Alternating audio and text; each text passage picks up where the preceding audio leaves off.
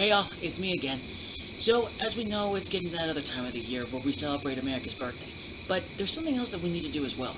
It's not just the day where we celebrate America's birthday, but this also happens to be a day where we are going to talk about not just Marvel's first superhero, but what also happens to be America's most patriotic superhero, Captain America. And as a fun fact, believe it or not, today is also Stephen Grant Rogers' birthday as well. So without further ado, let's begin. For those that don't know, Captain America's parents, Sarah and Joseph Rogers, actually came to the USA from Ireland to start a new life together. That plan happened to be a little bit harder than expected because they had to deal with the stock market crash, which eventually led to the Great Depression. And Steve's heartbreak only continued to grow because when he was just a child, it never really said specifically, but when he was just very young, his dad died unexpectedly, and then his mom died when he was in his late teens from pneumonia. But from the time that Steve did have with his parents, they made sure to give him three important life values that ultimately led to his patriotic persona. That they made sure to instill in him a very strong sense of duty, honor, and to even learn from their humiliation. I'm sure that, like me, many of you have a teacher that stands out the most when you were in grade school or college. Matter of fact, if I were to say the name Edna Crosley to you, before even saying that, I'm pretty sure many of you wouldn't know who I'm talking about, or why would that name be important. Well, to Steve Rogers, her name's very important. Edna Crosley happens to be his teacher back in grade school. Specifically, she was his civics teacher.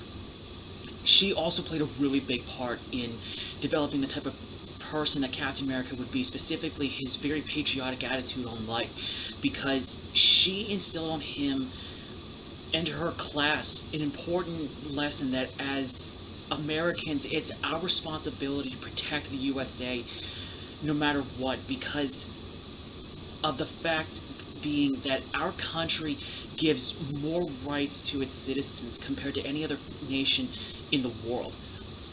And both hearing that and then seeing all the horrible things that were happening in Europe and Asia through the news broadcasts of World War II, Steve knew there was only one thing to do, and that was to enlist in the American Army, to do his part to help out the United States of America, and to fight for freedom throughout the world. That turned out to be a little bit trickier for Steve than he thought because, well, as it turns out, as we saw in both the movie and in the comics, Steve had a lot of health problems growing up. And when I say a lot, I mean he did have a lot of health problems. I mean, every time he went in, they kept giving him the same score. 4F, 4F, 4F. The guy even said in the very first movie, your asthma alone, you can't do anything. But that all changed when a doctor by the name of Abraham Erskine saw how Steve was not willing to stop, that despite everyone telling him to give up, go home, you can't do anything, we don't want you, he was not giving up. So he asked Steve, against all odds, why are you still doing this? And Steve gave him the answer he was hoping for. Because I don't want to give up. I don't like it when people who can't defend themselves are getting hurt by people who have no reason to hurt them. And that alone gave Abraham the confidence, and more importantly, he knew for a fact that this is who he wanted for his program. So he gave Steve a score of 1A and sent him to Project Rebirth, that then turned Steve Rogers into Captain America.